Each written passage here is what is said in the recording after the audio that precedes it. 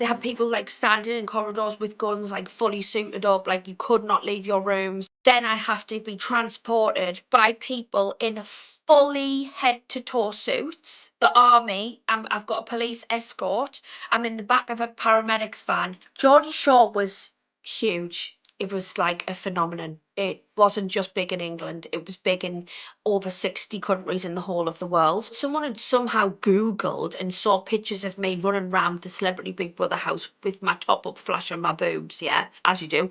And they'd printed them out, banging on the door, bang, bang, bang on the door, with all these sheets of paper in their hand.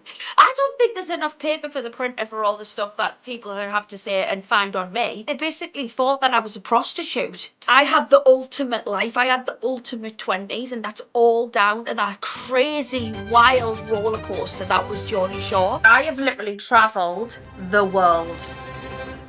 Charlotte, welcome to the Travel Diaries. It is so lovely to meet you. How are you? I am so good. How are you, Holly? I'm good. I'm enjoying this weather today, which is like a little dose of early spring summer. So I'm enjoying that. It feels too hot. I know. Well, it feels like we're on holiday, maybe, Yeah. which is apt for our conversation today. It really is. It really is. So I feel like, having kind of got to know you over the years, that you are somebody who really loves to travel. Mm-hmm. I have literally travelled the world. And really, all because of Geordie Shore. Not because I would have really if I hadn't been on Geordie Shore. I don't think I'd have been half the places I've been. Yeah. Literally all because of Geordie Shore. It opened up the world for you. Yeah, definitely. And so when you reflect on that, do you feel like a sense of, I guess, is it gratitude? Like a real sense of like happiness that it has given you all those amazing opportunities?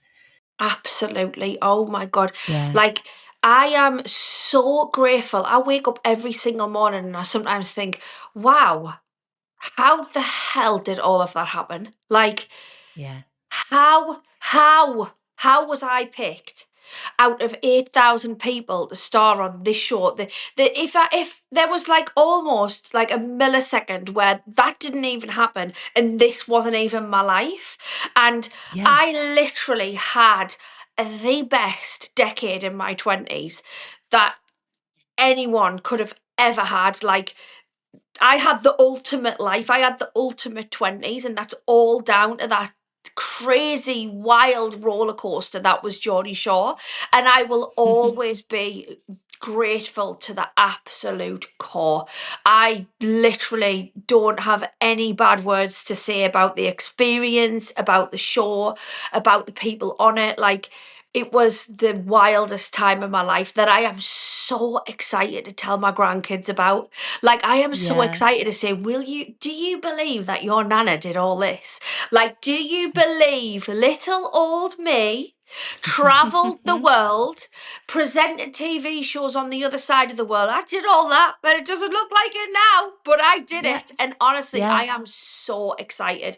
I honestly, best, like, grateful to the core. Do you believe in like destiny? Do you feel as though this was your fate, or do you think it was luck? Honestly, I believe in destiny, because there's a lot of things that had happened at the time that led to me auditioning. Like, I'd split up with a boyfriend and I was like in a terrible place. Like, I just used to deal with breakups really bad back then. I was only 18, so like it felt like my first true love. Oh, it was heartbreaking. I remember the heartbreak. It was awful, and like that prompted us to do this crazy thing, because I was like, well, this is going to take my mind off it at least. Like, it's going to give us something else to focus on, and I honestly believe that all of them things lined up because this was always meant to be. Do you know what I mean? Totally. It wasn't just a case of one day this just happened. Like, other things had happened before to make way for this. That's lovely. Everything happens for a reason, I believe. Exactly. I believe that too. And we learn and we take things away from where we travel to as well, and that also, like, I think shapes our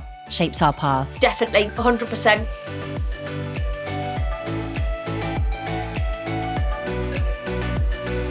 Well, we are going to go on a journey today, Charlotte, through the 7 chapters of your life's travel diaries. And we start right at the very beginning with chapter 1. And that is your earliest childhood travel memory. What would that be? So earliest childhood travel, and I've got to be honest, the earliest memory I have of like going on any kind of holiday, and it's not an exotic one, it's not even a plane trip, but for us a holiday was going to the Caravan. So it was like going to the Caravan for the weekend. We have some lovely like English countrysides in the north, and it was like very much long winding roads. I remember it like it was yesterday, sitting in the back of the car with my cousin, and you would know you were close to the caravan park because the roads would get windier and they would start going up hills because you were going off the back roads, and you would always get that smell of like manure. Because you were literally getting closer and closer to the farm. Getting more and more rural. Yeah, you're getting more and more rural, but it was red hot, and it was always the summer months, and the weather was stunning, and it was red hot. If you touched the window of the car, you could feel the heat on the window because the aircon was never good in the cars back. We're talking like 20 something years ago, and I just remember like running around, and we'd go down to the lake, and that we'd be in our knickers and we'd just be in the lake, and it was just that was my very earliest memories of a holiday. Listen, it wasn't a plane, it was nothing like that. It was just going to the Caravan in the summer months. Oh, that sounds like pure childhood holiday, like barefoot on the grass, running around in the sprinklers, like proper English summer holiday. Was there a particular destination that you went to in the Caravan that you remember, like one of your favorites that you think really is like an underrated part of the UK that was wonderful for a child? Well, the Caravan was, I think this is the right word, it was a static caravan, so it just stayed in one place. Oh, okay. Oh, I see. Right, yes. But the place was Wolsingham. Okay, I don't know about that. Tell me. Lovely, really lovely. So it's got obviously the big, like, I think it's actually like a river that we used to go in, not a lake, but the big river that's, I think it's quite famous, like around here. Everyone goes in that river, and then it's got this lovely little village. So it's got like little ice cream shops, like, do you know when you have like the newsagents, but it says ye old newsagents, like really, really like proper like Victorian village style, like a lovely corner pub, and cobble streets, everywhere's cobbles, and it just it feels really special. It's quite unique. It's really English. Have you gone back there now as an adult? No, I haven't actually. I think I drove through it once because I was driving through this place, and I had this really memory of getting chewing gum stuck in my hair outside of this pub, and I saw the pub and I was like, oh my God, is this where we used to go to the Caravan? Is that where I got chewing gum stuck in my hair? And we had to that cut is it a out traumatic memory, to be fair. It's a traumatic memory, traumatic memory of the Caravan. Can you help paint me a picture of Sunderland growing up? Like, what did your world look like as a child? Well, it's a lovely place to grow up because we're right on the coast. We've got like, I feel like we've got 4 or 5 beaches to choose from. And in summer, you were always at the beach. We had something which we don't have anymore, which is such a shame because it was so amazing. And I don't know whether some of your listeners may have even attended this. It was something that people would travel to when it was on for the weekend. But we had something called the Air Show, and it was every summer. And basically it was where all of the army people would fly over in their jets and put on a show. So they would do, the Red Arrows would do a big show, and they would let off, and it was this big thing. There'd be a fun fair. The whole of the beach would be shut down. None of the roads would be drivable on because there'd be so many tourists. And I know a lot of people travelled for that, and it was such a big thing. But now they don't do it anymore. No, I also had that growing up down south. We also had an air show that went over our house, and they don't do it anymore either. Did you used to have that massive like what was the name of it? Like a typhoon jet, one that almost sounded like it was going to break the sound barrier. It was so loud. So loud, and it would just that didn't do much. It didn't do tricks. It just went across the sky. Yeah, it was just there to be like so loud. Yeah, it was just meant to be like traveling across the sky at decibels that were about to make you deaf. And that was the show. Yeah, exactly. What do you think? I mean, you were mentioning all the beaches around. Sunderland and that the area there. I mean, there are some incredible coastal stretches that I think are real British hidden gems. Yeah. What do you think? What's your favourite part of your local area that you think that anybody who comes up your way must visit? All of our beaches are absolutely gorgeous, but if I had to say two, and they're completely different reasons. So we've got Whitley Bay, which is just stunning because it's full of big cliffs. You can walk around the cliffs. We've got this beautiful, and I can't remember the name of it, but fish and chip restaurant on the beach where on the night time you go down and you light a fire pit and everyone's got their own fire pits and you eat your food at the fire pit. It's stunning. Oh, It's really wow. stunning. Yeah. And then we've got an aquarium there too, which is really good. But then we've got like that's almost like the chic side. And not that this isn't chic, this next place, but it's just a bit more fun.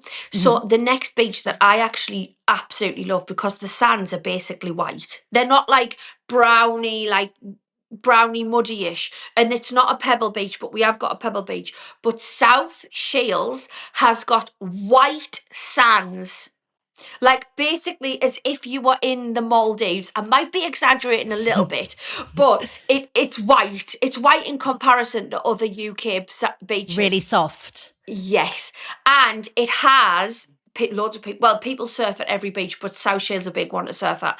But it has the best fairground. And is that there all the year round? All the year round, roller coasters, dodgems, Ferris wheel, candy floss stands, hot dog stands, you name it. South Shields has got it. A big lake next to it where you can go in swan boats. It is fun to the core. Sounds so wonderful. And I guess now with your two little ones, it must be so you must be looking forward to taking them when they're a bit older. Yeah, well, we've already been with Alba. I don't think I had Have Pixie you? at that point. Yeah, she loved it. She can go on the littlest rides. Yeah. Oh, really? There are ones for little ones, are there? Yeah. Oh, how lovely. Yeah, I think that's so exciting, isn't it? It's this new chapter in your life. I also have two babies. Boys or girls? I've got a 3-year-old girl and a 7-month-old boy. Oh, so lucky, one of each. Yeah. It's lovely, isn't it? My girl's 3. Alba's 3. She's 4 this year. End of the year, though. Yeah, same. It's such a fun age, isn't it? Because I don't know if you've had the same experience, but like we just got back from the Dolomites and I really felt like my daughter Isabella like really appreciated what was on offer as part of that holiday. Like when we came back, she said, "Mummy, I really miss Italy." So it's that age where they really care about it. Yeah. Oh, right. Yeah. They understand, don't they? They understand more. They really do. They're like your little best friend. 2, they still feel like a baby. 3, they feel like your little best friend who you can have a proper chat with. Yeah. It's such a joy. And we'll come on to family travel because it's another part I'd love to chat to you about.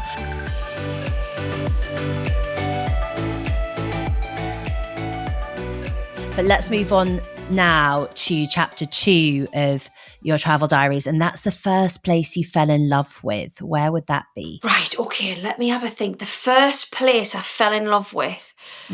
So for me, I didn't grow up in a family that had money. And I didn't go on my first abroad trip until I was maybe, I want to say 14. Like, I was basically like a proper teenager, I think. And I think we went to Tunisia 3 times. Wow. And I remember we went to Tunisia 3 years in a row. And I think that was my first holiday.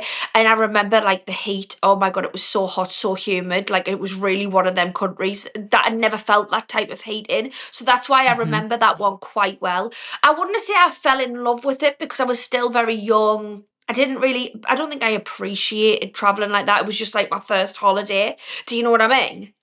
So, yeah. But I think the first place that I properly fell in love with, it was when we went on Geordie Shore, we started traveling more and more. But if we're talking about like really fell in love with, like really like could almost even imagine living there one day, I would have to say it was when I was a lot more older, and it was probably Australia. Yeah, because I was going to come on to Australia, because Australia is almost like you're an honorary Aussie. I mean, they've adopted you and they just adore you, and you adore Australia. Yes, it's absolutely amazing. I've been going to Australia nearly every year for like the past 10 years. And so, how did that all come about? Geordie Shore was huge. It was like a phenomenon.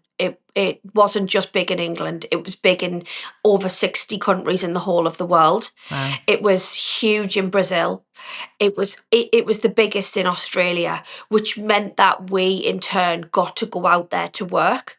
So all because of Geordie Shore, we did our first trip to Australia for press and just to go out there and promote the show, the season one, I think. Mm-hmm. And then after that, we just got invited there all the time. We would do PA tours going around different nightclubs. Like that was in the very beginning. And then I got started getting invited on like big shows. I've done I'm a Celebrity, Get Me Out of Here, the Australian one. I've done Masked Singer. Really? Oh, wow. Yeah, I've done Masked Singer.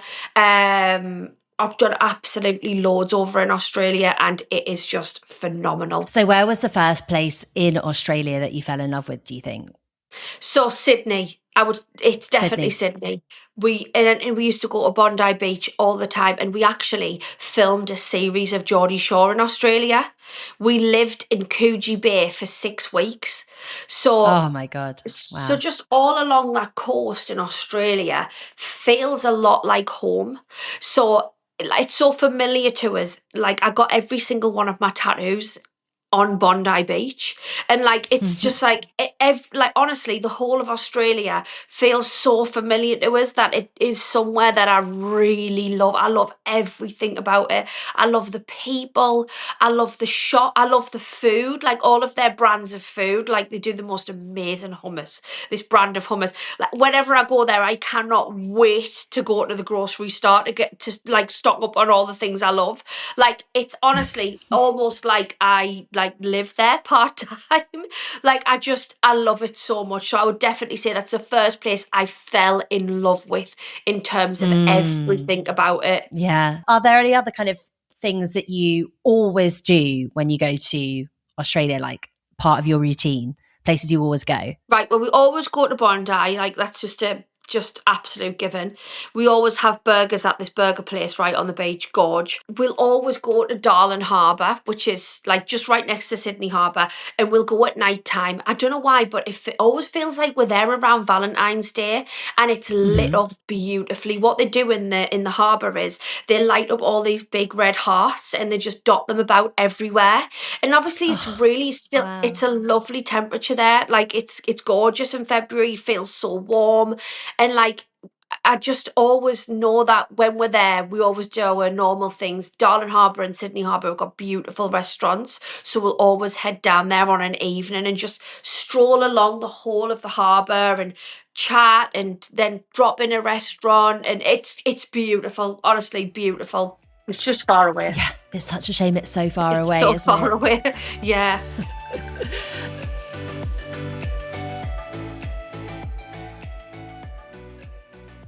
So we move on then, Charlotte, to chapter 3, and that is the trip that taught you the most about yourself, the place where you learnt the most about yourself. The place I learnt the most.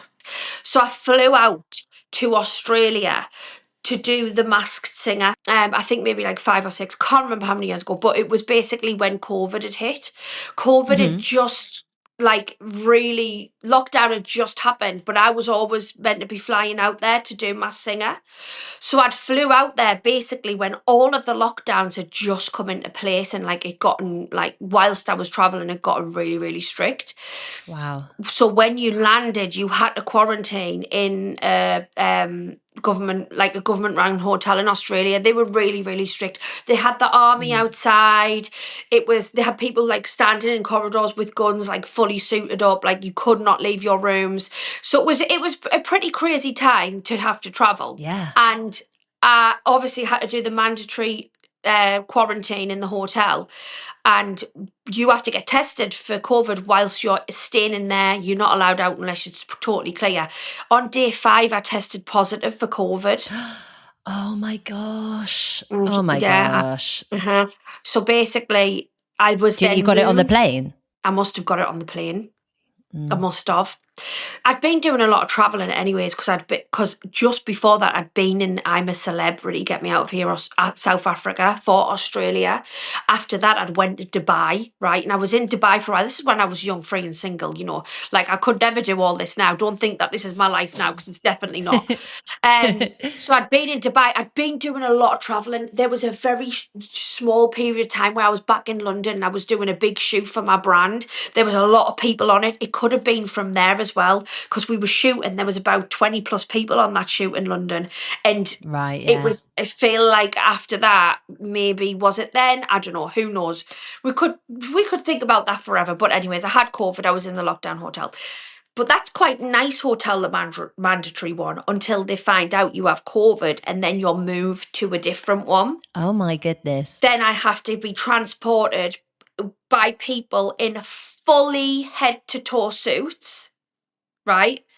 Full head to toe suits. The army. I've got a police escort. I'm in the back of a paramedics van, and I'm going to the actual hospital hotel.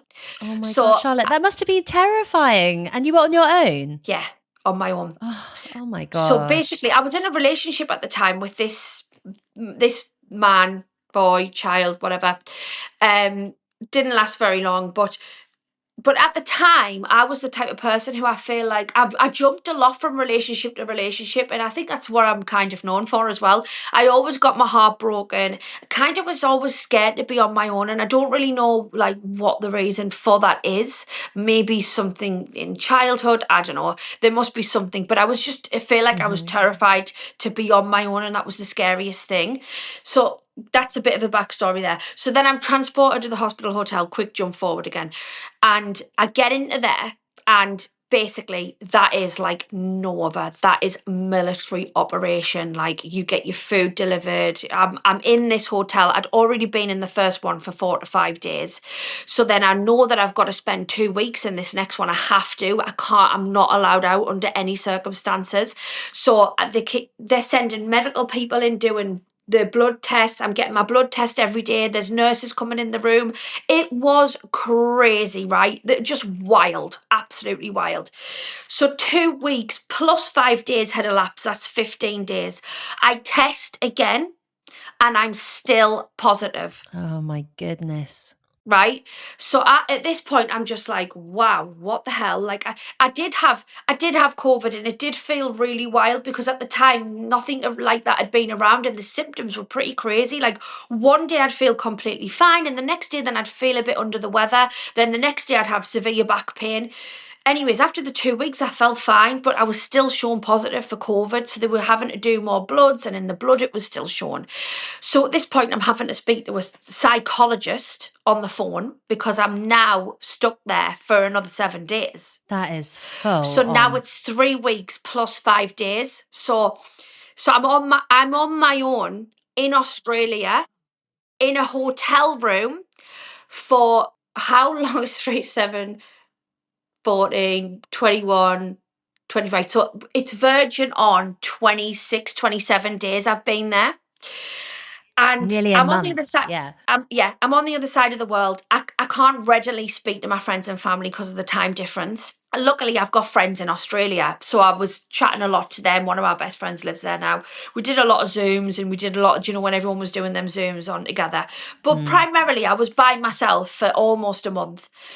They told us that apparently something called long COVID existed, and that's probably what I had, and it was just still shown in the blood system, but I definitely couldn't get out of that hotel until I tested positive. I mean, negative. So a few more days passed, and luckily, finally, I got a negative test, but I think that was on like day 29. Wow. But I finally got out, and I remember like running out of them doors, and my best friend came to meet us in the street, and it was a dead hot night. I was just running out going, Natalie! And I was just so happy to have some kind of human contact. But in that time, although the only thing I ever did was I had a very small balcony in this hospital hotel, which I was so grateful for. So I could sit out and get fresh air, and I had the most beautiful sunsets. I can't explain how amazing these sunsets were. When I say it was burning orange and it would come through the whole of the apartment, like that's one thing that kept us going, like video in the sunset, sitting out and watching it, put my music on my phone and just listening while the sun went down. And I had so much time to myself in that room.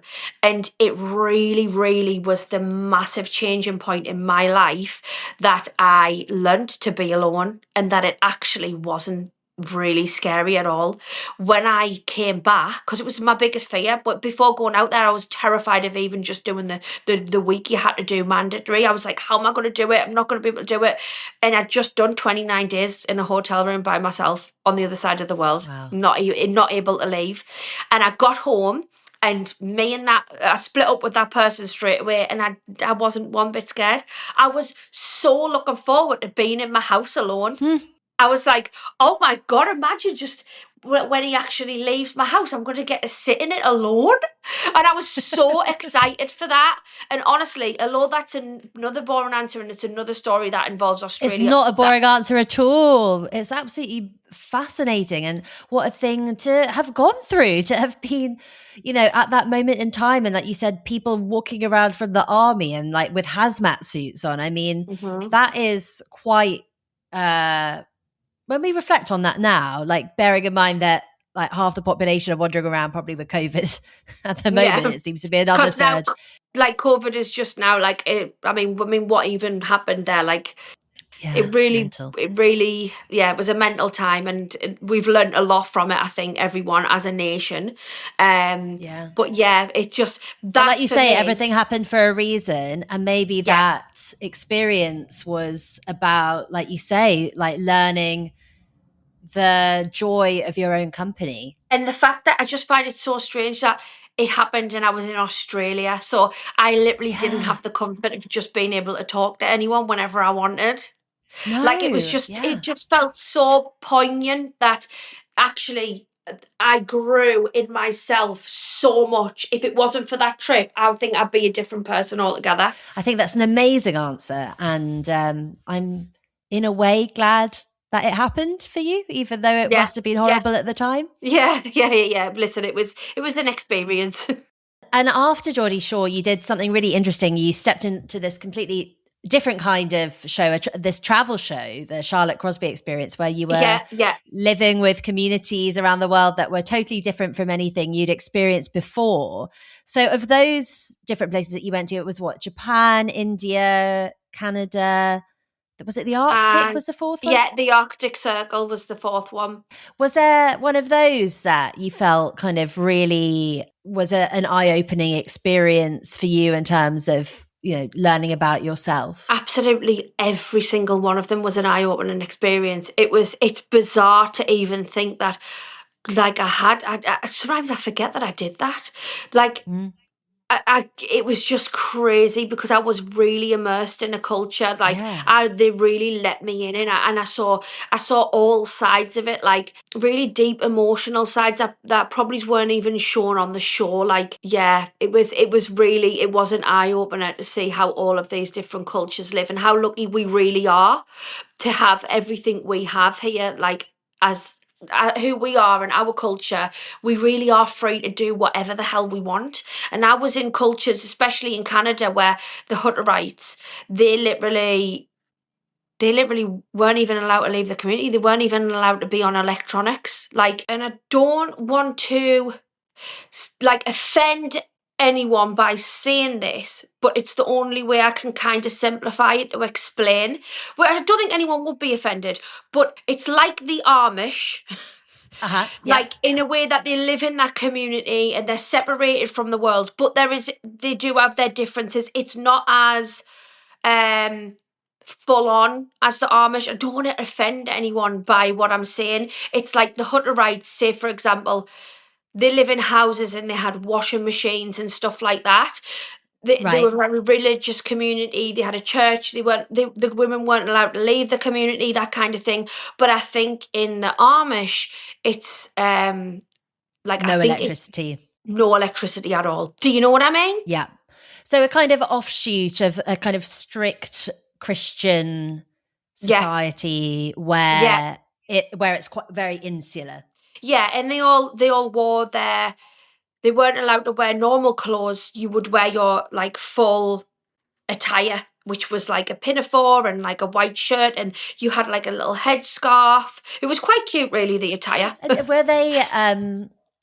Were they did you feel for the most part were they curious about the life that you lived? Yeah, the girl that I lived with, um, she was the eldest, and she had two younger sisters, and she she basically expressed a lot that she didn't want to be there, Really? and that she really wanted to like see the life outside and be like a woman who can like get it, like have a career and aspire to do the things that she wanted to do. And she was really curious. She asked us questions all the time, and she wanted to see photos. And yeah, she was lovely. She was really lovely. And did you find it hard not to be kind of judgmental of them in a way because it was like so different to what we like how we grew up? Well, I'm just not a judgmental person at all. I'm very interested in like absolutely everyone and what they've got to say, and I just find everything really, really interesting. Yeah. But for them, it was like there was a point in Canada where they judged me.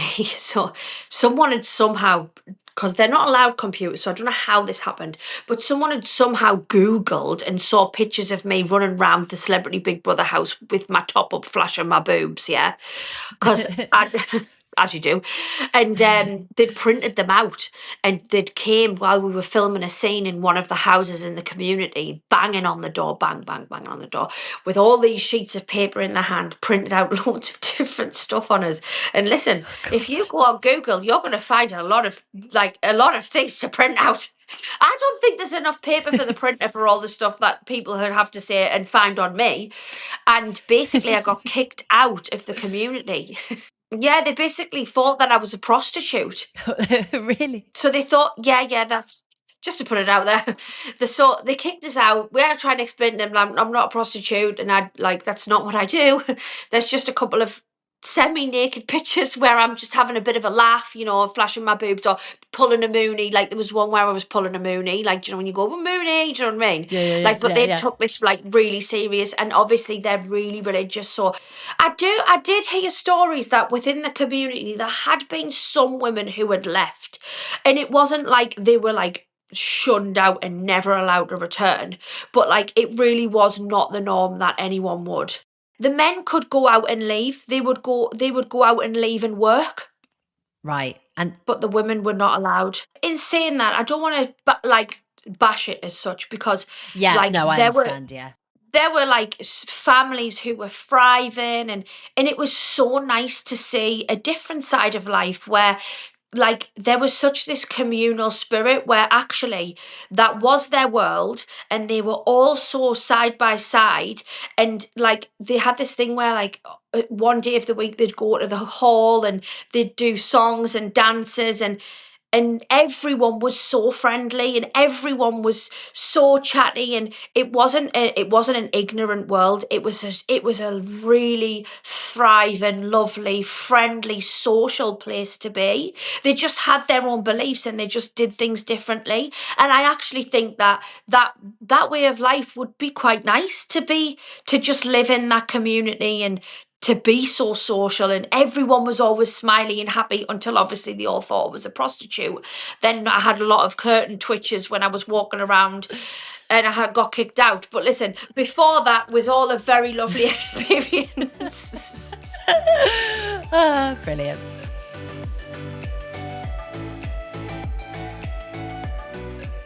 Well, we move on to chapter 4, and that is the big one. Your all-time favorite destination. Where is top of your list today? Let us try and think. I've got a villa in Spain, and I do love Spain. I love the fact that it's so close, and the lifestyle is so beautiful, and there's so many pretty, lovely places in Spain that some people don't even know exist. Like Yeah. I went to a place that's right next to my villa called Altea. I don't know whether you've heard of it. You will have heard of Altea. No. No, It I haven't. what? Oh my I God! don't. It's this. Where in Spain is it? Which It's part? so you land in Alicante, and it's literally Oh, about Alicante. 40 minutes from Alicante, and it's called No. Okay. after you get off the phone, after we get off this, you've got to research it. Type it into Instagram, you'll be blown away. It's called the Spanish Greece. So basically, it looks like Santorini, but it's in Spain. And it's absolutely mind blowingly beautiful. And not many people know it. There's a place there that's called Altea Hills where you can live. And it's like Hollywood Hills. And it's basically just in Spain, just outside of Alicante. And it's amazing. Honestly, so beautiful. Like a lot of when people go to Benidorm, a lot of people go on day trips to Altea. You would wander around the little streets, all of the little boutique shops. There's loads of ice cream parlors, all of the Ah. views. Every little street you look down seems to have a view of the sea. It's beautiful. You'd have lunch, and then on the night time, I've not stayed at any yet, but I've seen so many because I've been researching them because I'd love to stay there overnight. I've only ever been in the day, but Uh-huh. there's some beautiful boutique hotels, like Oh, really, really? really beautiful. And there's also a wellness hotel that's right near it, like wellness, fitness, health, and spa. So mine would be to stay in one of those and have a day wandering around the streets. So I would say I do love Spain and all of the new little parts of Spain that I'm getting to discover, because our villa's in a little area called Benijofar, and I didn't Benijofa, that's how you meant to say it, and I didn't Hmm. actually even know that this little area existed. And I'm like, wow! And there's so many areas within driving distance that we could just go on a little road trip to. So I feel like that coast of Spain is absolutely beautiful, and you could explore it. It would take a month to explore it all, and I don't even think then you would fit everywhere in. Yeah. Yeah. It is stunning down there. It made me think Yeah. actually. So if you've got your villa there, Hmm. my first episode of the season was with Dom Jolly, the comedian from Trigger Happy TV, Oh and yes, I used to love that. hello. Hello, Uh, I don't loved it. and he said he was talking about that him and his family love to have this conversation. If you have 4 houses for the seasons, like the royal family, where would you have? Somewhere for the summer, somewhere for the winter, Hmm. somewhere in a city, and a wild card. So you've Right. got your Spain one for potentially the summer. Where would you pick for the others? Right. Okay. I think Spain's a bit too hot for the summer. I'm going to say, but I'm going to use the Spanish one in winter because we still get 17 to 18 degrees in the day, and I'll Oh, take that. that's It's so nice. beautiful. Yeah. Yeah. Yeah. So Spain's been in the winter, right? And in the summer, oh, oh God, it's hard. Can I It is a just hard one. this is going to be a bit odd, but I've just like I moved into my new house, right, which is actually a lot smaller than my old house. I downsized, but I actually love it so much. And I made my garden like always dreamt of having this really nice, manageable garden that I could afford to make nice. So like I've got this dead average size garden, and I lawned it, and I put like a little pergola up. And honestly, I'm so excited to have an English summer. So I'm going to say my house for the summer in the back Perfect. garden so I can enjoy it. And then for a city one, I'm gonna have. I always dreamt, and I don't know why, but I always dreamt of having a place in America, and I just don't know why. So Hmm. I'm gonna say New York. Good Might shout. as well, the Big Apple. And then for the wild card, I'm going to say I'm going to have a really lovely home in Cairns, Australia. Oh, Cairns. So why Cairns? Cairns is magnetic. It is where the Great Barrier Reef is. Obviously, you probably saw that, but the actual strip of Cairns and the restaurants, the bars. It's got a Ferris wheel. Everywhere you look out is just mountains and hills of rainforest and trees, and it feels magnetic. It feels really magical. Like there's some kind of Wow. pull because of the nature. The nature, it's so heavy on nature. Like we drive right up into like the rainforests, and like learn all of this history about the trees and how long they've all been there. So you've got that side of things, and then you've also got the Great Barrier Reef that's on the doorstep, and everything about it is you on a night time, right? Thousands, and I'm talking thousands, not just hundreds. There might be like 10 to 20,000 of bats fly from the trees into the city, right? And like it is the most spectacular scene you have ever seen in your whole entire life. Every Wow. night, because I've filmed for Aussie Shore in Cairns for the last 2 years, so I've lived there for a month. So every night at 7 o'clock, me and Alba would run to the balcony and watch the bats fly down. 7 o'clock on the dot, they start flying. I must have about 7,000 slow motion videos of bats on my phone because it just was so fascinating. It never got old. I would take a video after video. Jake would be like, Charlotte, you don't need another video of the bats. I'm like, I do. Like everything is just so the nature there, and it feels like Earth. It feels like Mother Nature would live there. Like it is just beautiful. Oh, that sounds absolutely glorious. I've not been. I would love to go. Did you get to see the Great Barrier Reef? Did you do any snorkeling or diving? No, one thing I've not done, and it's so mad because I've been there so much, is do the biggest sightseeing thing that everyone does. I haven't done it because both times I've been with the kids and I've been working. So on my days off, I have the kids, and you can't really take tiny children out. It's like Yeah. a 3 hour boat ride, and then they're stuck on the boat, and it's really, really hot. So it's not a trip for them just now. But listen, it's gonna happen. On the bucket list. Yeah.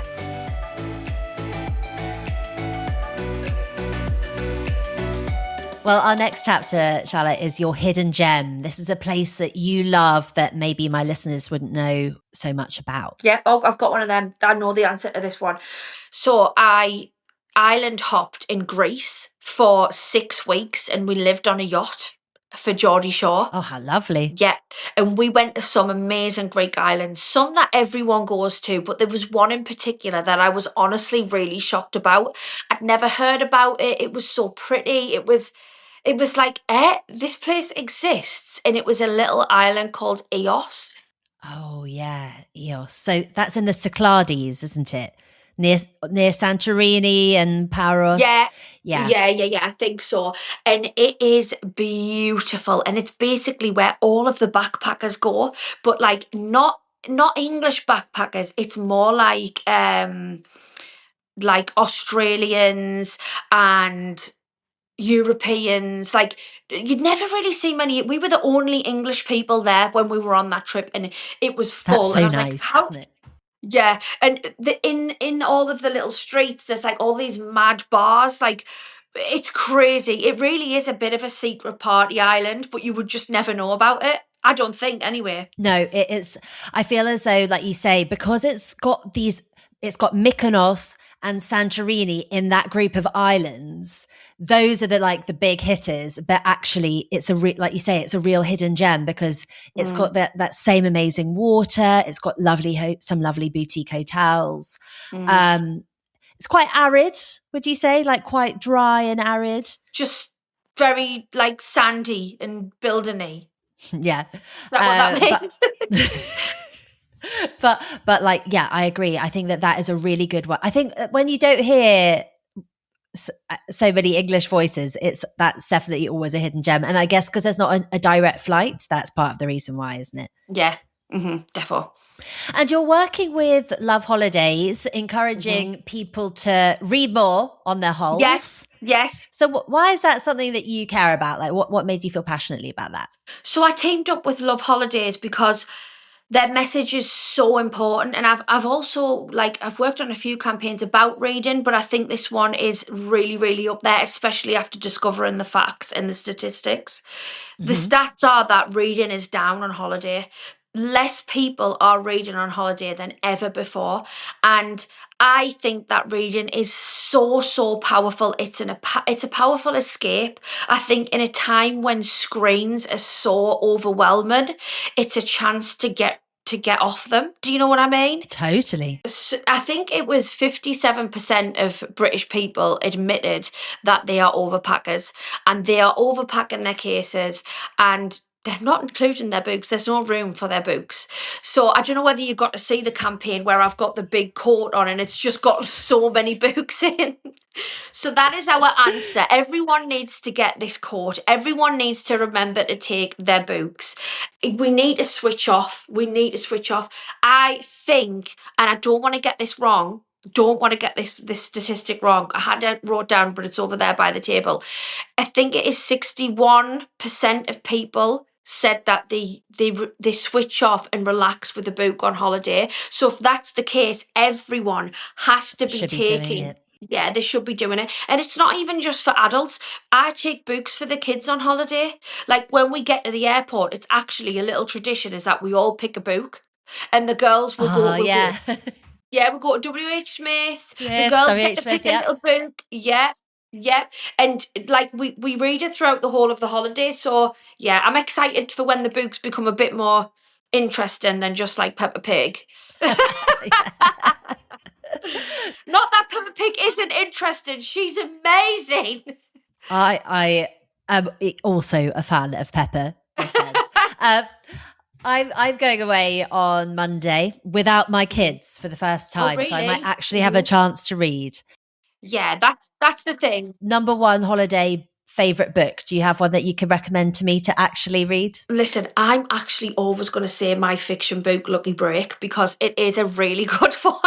And if you like the stories I've told you today, you're going to love that book. You will love it more than anything in the world. So I Right. would always say that one, but I will give you a one that is top of the charts in the books at the minute for taking away. The Thursday Murder Club. And while I was doing the campaign for Love Holidays, it was one of the books in the pocket and I kept on like flicking through it and reading a little bit and I read the back and it sounds like such a warm-hearted, lovely little book to read. It's about a group of pensioners, I think, and they all start trying to solve murders. And honestly, it just was lovely. I think it gets a bit serious, so I think they actually solve one. It's on Netflix now.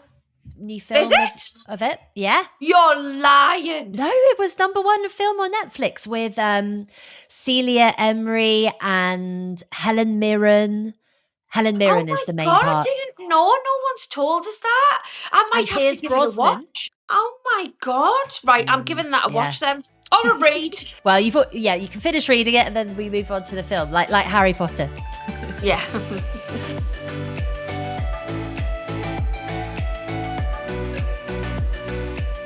Our penultimate chapter is chapter 6, and that is your worst travel experience or the place that you would just never go back to. I don't really have a really bad one. Nah, I don't have one that I've hated or had a really bad experience at. I feel like I've been pretty lucky in the sense of everywhere I've been has just been amazing. Like even the bad time I had in Australia when I was stuck in the hotel, it turned out to be an amazing changing period in my life. So I find this is a hard one to answer because honestly, I truly have had a great time everywhere I've been. There's not one place in the world that I would say I would never go back to. I have to say that being stuck in a hospital hotel for nearly a month probably ticks that box, to be fair. even though it was positive in the end, I think that was a pretty good answer really for that one. We'll do a few quick fire questions just before we wrap up. So, overpacker or minimalist? Overpacker. Beach or city? Beach. Early flight or late flight? I used to be early flight, but when you've got kids, it's not the one. I so agree. It really messes up the whole day. I'm going to go for late. Book or phone on holiday? Book. Hey. And finally, your favourite meal that you've had abroad? Fish. It's got to be anything fish. I think you get the best, freshest fish when you're on holiday. 100%. Totally agree.